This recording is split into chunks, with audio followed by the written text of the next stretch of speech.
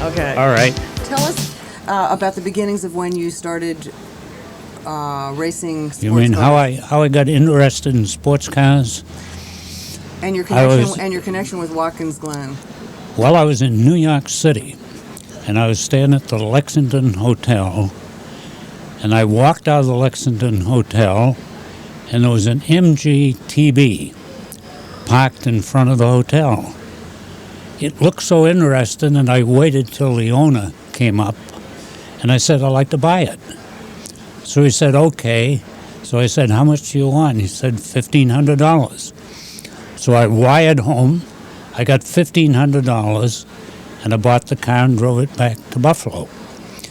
And on the way back to Buffalo, I stopped at a cousin of mine in Albany. And he said, you ought to join an organization by the name of SCCA. So I looked into it. And at that time, the Sports Car Club of America had about 30 people. So I joined the organization in 1946. And then I bought a Bugatti. And I had no place to race it except Pikes Peak. So we took it all the way out to Colorado and raced it at Pikes Peak in 46. So we had a pretty good time. We came in sixth place. So I decided to take a four-wheel drive car out in 1947. So we looked around, and I finally found an ex-Indianapolis car that was four-wheel drive. And we took it out, and I planned to come back to race in the first, the 48 race. But unfortunately, busted the car. So then I had to rework the Bugatti and run it in the first Glen race. Actually, I met Cam, who was driving to Indianapolis with an MG and his wife, and I was driving there with my wife in the Bugatti, and we met just outside of Indianapolis. So we raced all the way into Indianapolis, and by that time we sort of got to know each other, right? And then Cam announced that he had a race organized for Watkins Glen. So then, since we were living in Buffalo, it was pretty convenient to come from Buffalo to Watkins.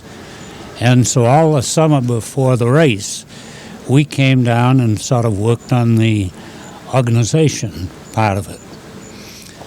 And, after that, I sort of got into the thing, and then I raced for 15 years, sort of all over the country, and Pikes Peak, and 12-hour race at Sebring, 15 years at Watkins, Bridgehampton, Mount Equinox, Giants to Spare. Wherever there was a race, we picked up and went. So what years did you race here at Watkins Glen? Well, I started in 48, and I ran here for 15 years, with one exception when I had to be in England. And that was the only race that I missed. So did you know the Collier brothers? Oh, yeah, I knew Sam and Miles. Yeah, very well. Actually, Sam was killed in 1950. And we were running in 1950 with a big Bugatti. And when we started off, I happened to be in the front row. So I was running second. And then, I finally got into first place when the guy that was running first went off the road. And then we were going up the hill, and Sam Collier passed me on the top of the hill. So I followed him down. And I had come down here during the summer and had actually walked that circuit a number of times, sort of getting familiar with it. And I knew that on this particular corner, there was a lot of loose gravel. So I took the corner very wide, and he took the corner very close. And he got into this slide, and he was really going down the road absolutely sidewise.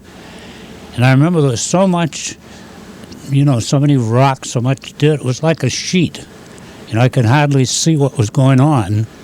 And I remember a big boulder about that big landed right in the cockpit alongside of me. And then he shot off the road and went into this apple orchard, and the car went end over end. And what happened was the seatbelt broke, and so he got killed. That was the first fatality in American automobile racing post-war. And he was driving the Ferrari.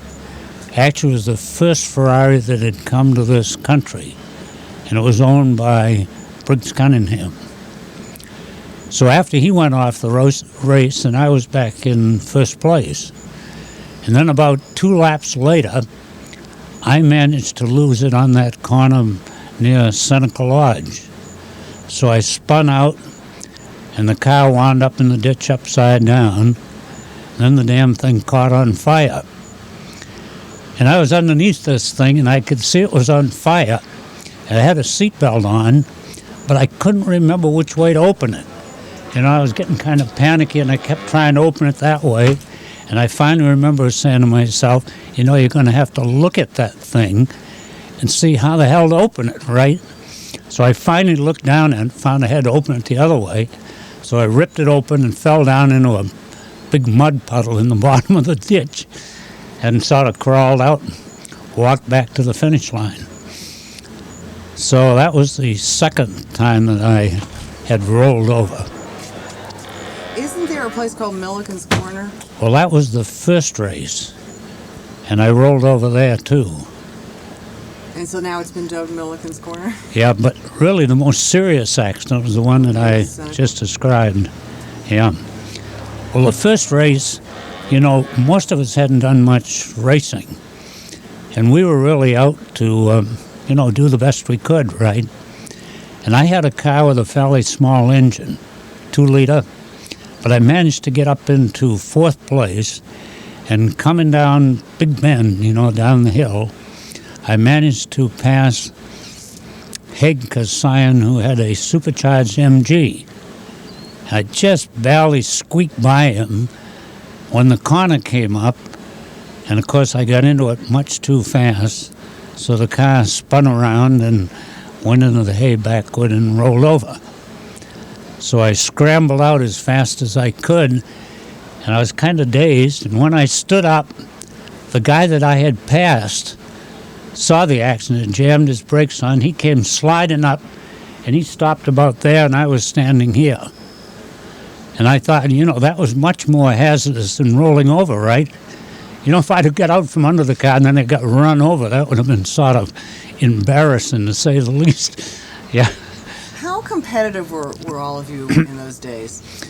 Well, when we finally got this first race, you know, which we'd been looking for, we got together before the race, and we said, let's don't do anything silly. You know, we finally got a race course, and let's try to just go out and, well, race, but don't get too excited, right? But the minute we got the race started, everybody in the race wanted to win, right? So they became extremely competitive. And by the time the third race came around, that was the race that Collier got killed in, people were really out to win. You know, I mean, it was really a serious affair, and everybody tried to get the best machinery they could get, and they were really just out to win, yeah. Can you think of anything else? Video program. Yes, sir. Okay. Are you ready? Yeah. Okay. I think it was 1949 at Stonebridge Corner, just at the exit. They had this huge pile of hay, you know, a whole bunch of hay bales. And people kept sort of bumping into it till it got to be just a big, loose pile of hay.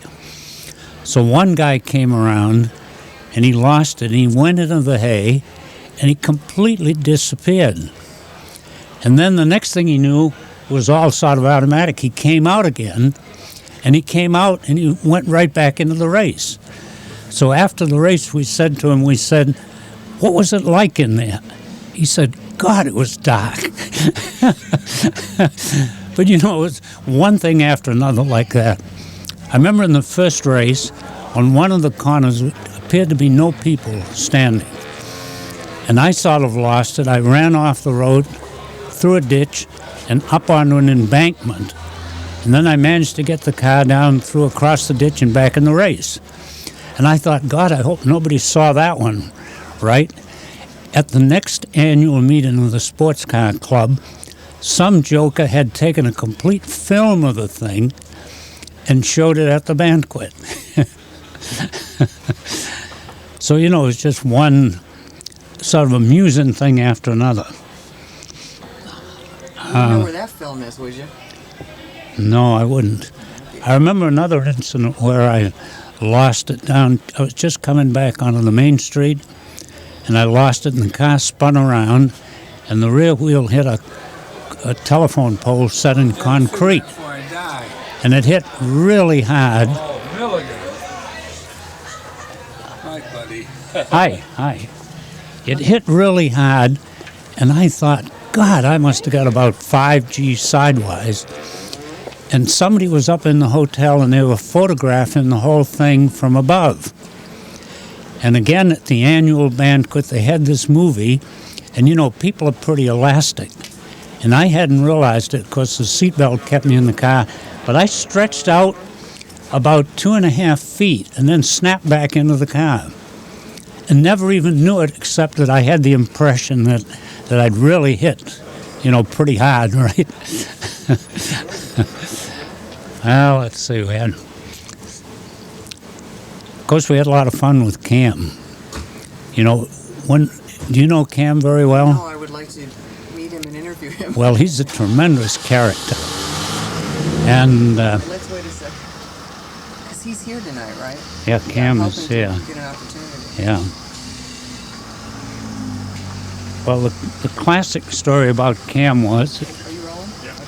Okay. when we met him, we observed an interesting thing, that during the day, he could only talk about automobiles. You know, you couldn't talk about politics or religion or anything. He could only talk about automobiles. But at midnight, he could only talk about women. And we were in the research business up in Buffalo, and we kept thinking, you know, when does this guy switch back from women to automobiles? Well, later that summer, we got to know the Argus singers so well that we stayed overnight at their home. So the next morning, I got up real early, and I said, I'm going to really watch Cam and find out when does he switch back. When do you think it was? It was right after breakfast. I thought that was really appropriate. Don't you think so?